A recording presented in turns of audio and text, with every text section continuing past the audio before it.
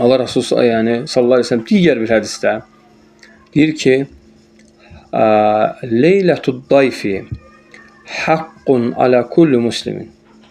Leylətud dayfi haqqun ala kulli muslimin. Deyir ki,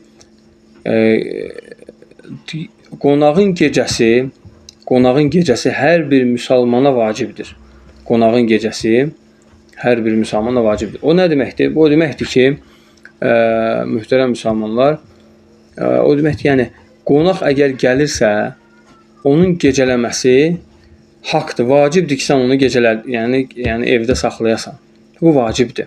Əgər qonaq səni qəsd edib gəlibsə, qıraqdan gəlibsə, səni qəsd edib gəlibsə.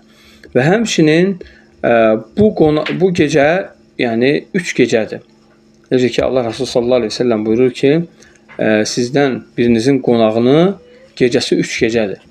3 gecədən artıq ona sədəqə edir. 3 gecədən artıq ona sədəqə edir. Yəni 3 gecə qonağın haqqı var qalsın və həmçinin 3 gecə qonağına baxmayan insan günah qazanacaq. Çünki haqqun ala kulli muslimin bu hədis necə ki Sahih Cami'də Şeyx Albani rahimehullah səhihləşdirmişdir bu hədisi. Ona görə yəni qonağa ikram etmək, qonağa hörmət etmək böyük fəzilətli əməllərdəndir. Yəni Allah hamımızı müvəffəq etsin.